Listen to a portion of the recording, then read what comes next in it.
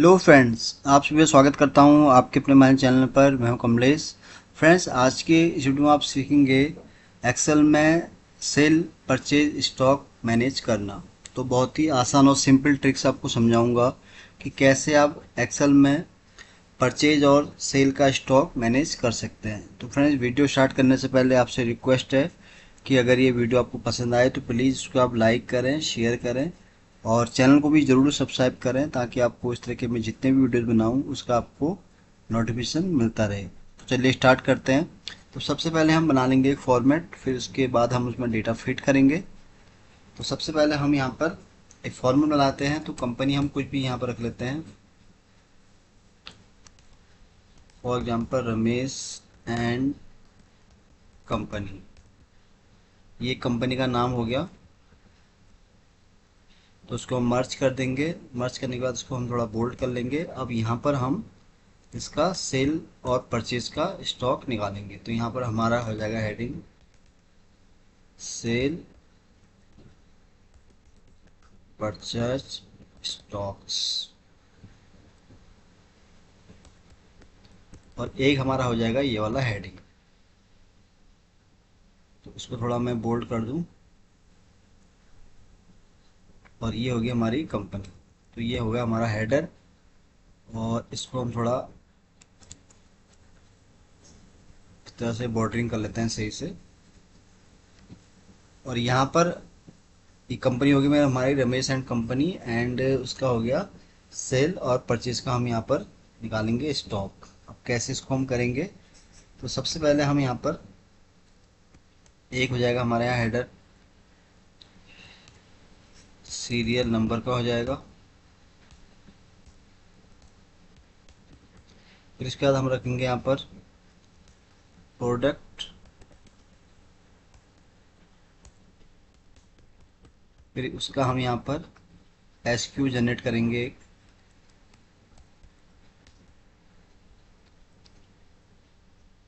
और फिर एक जगह हम रखेंगे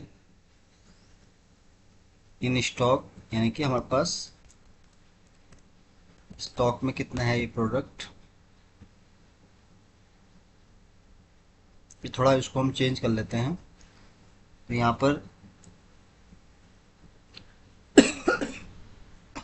सॉरी, तो यहाँ पर सीरियल नंबर हो गया, प्रोडक्ट हो गया और एसक्यू हो गया। और यहाँ आ जाएगा हमारे पास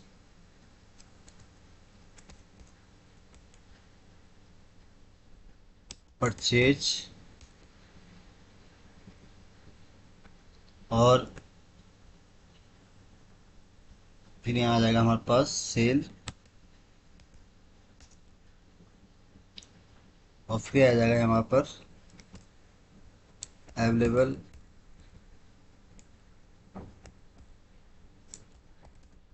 स्टॉक,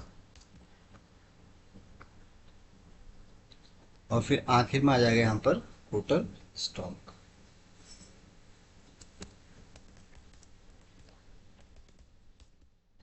तो ये हमारा बन गया फॉर्मेट। अब इसको हम सही से बॉर्डरिंग कर लेते हैं, और यहाँ तक हम यहाँ पर डेटा इसमें फीड करेंगे। इसको सेंट्रलाइज कर देते हैं सही से, और फिर इसको हम बोल्ड कर देते हैं। तो यहाँ पर अब हमारा बन गया फॉर्मेट। पहले वाले कॉलम में सीरियल नंबर, फिर प्रोडक्ट का एसक्यू, फिर परचेज, फिर सेल, फिर जो अवेलेबल स्टॉक है, फिर है टोटल स्टॉक। अब यहाँ पर हम कुछ एंट्री कर देंगे आइटम की।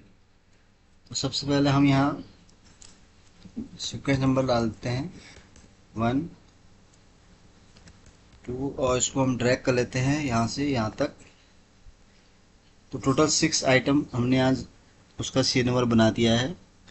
अब यहाँ पर हम प्रोडक्ट का नाम रखेंगे LED, LCD, TV, microwave,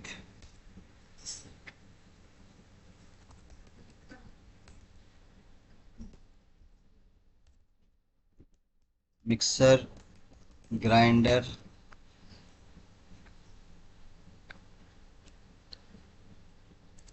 water cooler. तो ये मैंने कुछ प्रोडक्ट के नाम यहाँ मैंने ऐड कर दिए। तो यहाँ पर अब हमारे पास क्या है, सीरियल नंबर हमारे पास आ गया, प्रोडक्ट आ गया। अब है एस क्यू। तो एस क्यू मैं ऐसे रैंडमली कुछ बना देता हूँ।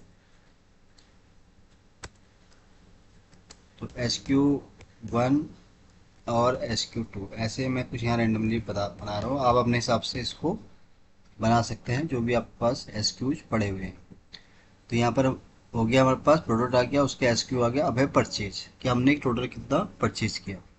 तो फॉर एग्जांपल यहाँ पर हम रैंड बिटवीन फंक्शन यूज़ कर लेते हैं। मिनिमम हम रख लेते हैं 10 और मैक्सिमम हम रख लेते हैं 10। तो ये हो गया हमारा परचेज क्वांटिटी। फिर उसके बाद है सेल क्वांटिटी। तो सेल क्वांटिटी हम यहाँ पर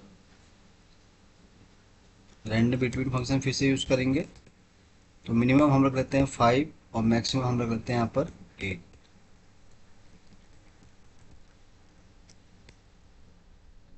ठीक है। अब ये क्या है, परचेज वाला जो है हमारा कॉलम ये है, यानी कि टोटल हमने कितना परचेज किया है प्रोडक्ट और टोटल कितना सेल किया है। फिर है अवेलेबल स्टॉक, यानी कि जो जो एक प्रोडक्ट है इनका पहले से स्टॉक कितना था।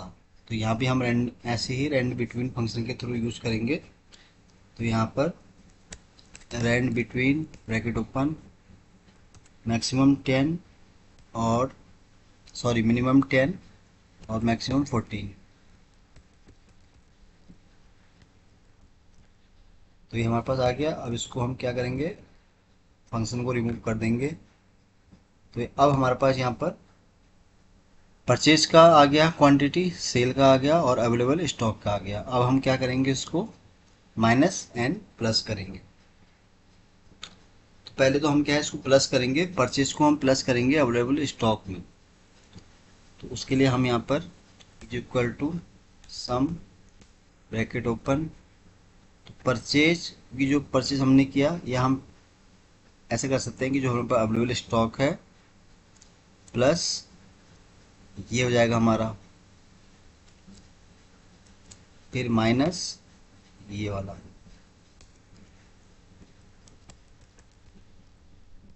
तो अभी हमारे पास देखिए कितना सिंपल तरीके से ये आ गया हमारे पास टोटल स्टॉक। अब यहाँ पर देखिए परचेज, जैसे फॉर एग्जांपल ये प्रोडक्ट है एलईडी। तो इसका पहले से स्टॉक था 14, जिसमें से 12 परचेज हमने किए तो टोटल हो गए 26। 26 में से 6 सेल हो गए, तो यहाँ पर आ गया टोटल स्टॉक 20। इसी तरह एलसीडी है, उसके हमारे पास पहले स्टॉक में थे 10, इसमें 11 ऐड हुए, टोटल हो गए कितने 21। 21 में से फिर 5 सेल हो गए, तो यहाँ आ गया 16। तो देखिए कितना सिंपल और आसान तरीका है, कोई इसमें ज़्यादा बड़ा फंक्शन यूज नहीं करना आपको, सिंपल इस तरीके से ये बन गया हमारा। अब इसको हम टोटल भी कर सकते हैं। अब टोटल के लिए क्या करेंगे, हम यहाँ पर मर्ज करेंगे इसको, ग्रैंड टोटल। और यहाँ पर हम सम फंक्शन ट्राई करेंगे, इसको हम ड्रैग करेंगे।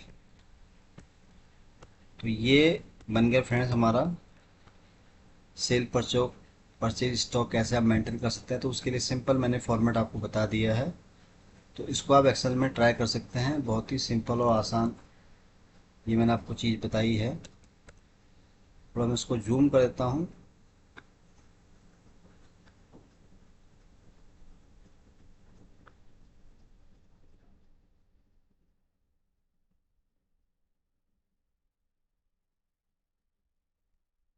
अब इसको हम थोड़ा, इसको जो हमें अनवांटेड है इसको हम हटा देते हैं यहाँ से। तो ये कंपनी है हमारी और इसका ये बन गया है, पूरा फॉर्मेट तैयार हो गया हमारे पास। इसको भी हम मर्ज कर लेते हैं।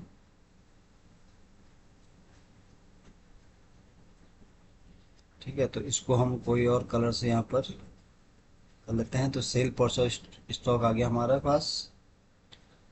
तो इसको हम यहाँ कलर कर लेते हैं इस तरह से, और इसको हम चाहें तो यहाँ तक इसको मर्ज कर सकते हैं।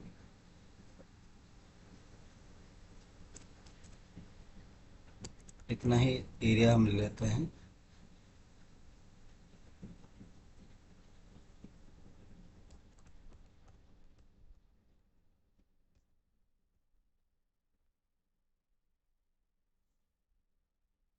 तो अभी ये बन गया फ्रेंड्स हमारा सेल परचेज स्टॉक वाला। तो इसमें सिंपल मैंने यहाँ बताया आपको, और इसमें कोई आपको इतना एडवांस कुछ फंक्शन ट्राई नहीं करने हैं। तो सबसे पहले आपको इस तरह से एक फॉर्मेट बना लेना है जैसे कि मैंने यहाँ बनाया है।